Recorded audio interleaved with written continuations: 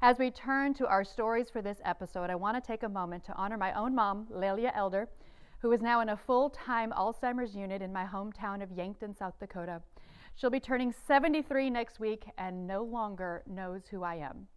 As difficult as that is, I know I'm not the only one watching a loved one decline. Many of you have gone through it, or many of you will face this situation in the future.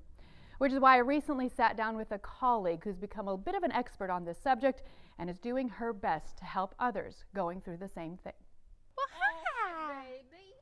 Theba Lolley has recently switched her full-time role drastically. I have recently retired from a TV career of almost 25 years with a local news station, but I retired so I could be more focused and present for my mom, who has middle stages of Alzheimer's. A difficult transition at first, but one she felt called to do. She was sitting alone a lot, and so I just realized, I was like, it's time. I really felt He was preparing me, that it wasn't a big shock. So I just wanted to make a clean slate for the new year. A so-called club no one wants to be a part of, but Theba has become a bit of an expert on Alzheimer's. Both my parents ended up being diagnosed at the same time. Mom has I call it the garden variety Alzheimer's, because her progression has been very linear.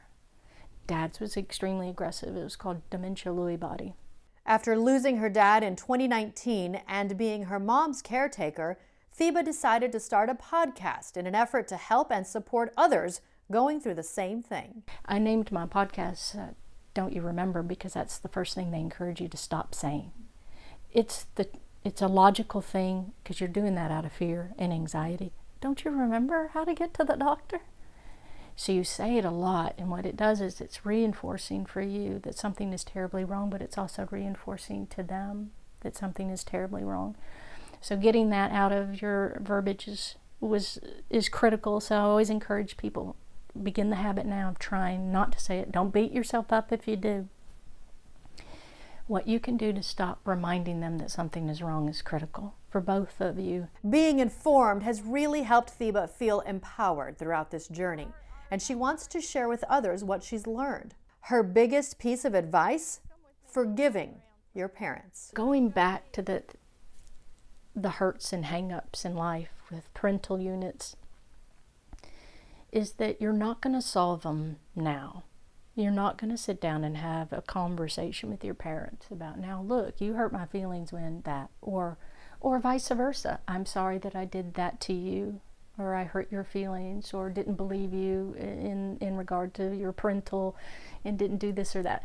And so that had already been dealt with. So that was helpful, because what I had to understand is that grief was going to begin, the grief of losing them, even though they've not yet died.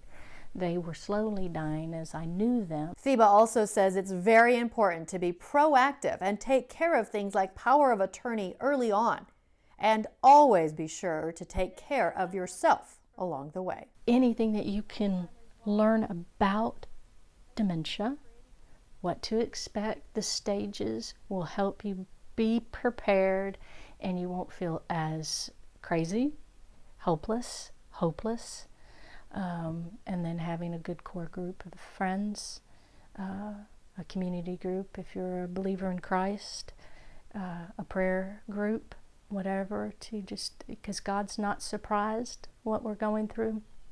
And I think for me, I had to accept and understand that, because I saw how tender and how intricate he was in preparing me for Dad, and then through Dad's passing. So because I love Mom so much, I loved my dad, but my mom's my best friend and my partner in crime. We were very close. That was harder. It was weird. It was harder for me to accept that he would be there. I felt like I had to do so much, and then finally I had to just surrender and go, okay, wait. I can take and see how you prepared every facet of my dad's journey with me, doctors, whatever it might be. I know you're going to be there with me and Mom. So once I settled into that truth, I felt better. I just felt more relaxed. And then just in this phase of being retired, I get to learn more about me, God, Mom, and the whole situation it's clearer. It's not as stressed, and I don't have things pulling on me. I can be present, and that's what she needs more than anything. You can find Theba's podcast, Don't You Remember, wherever you find your favorite podcasts, and her most recent interviewee is yours truly, sharing the story of my mom's Alzheimer's journey.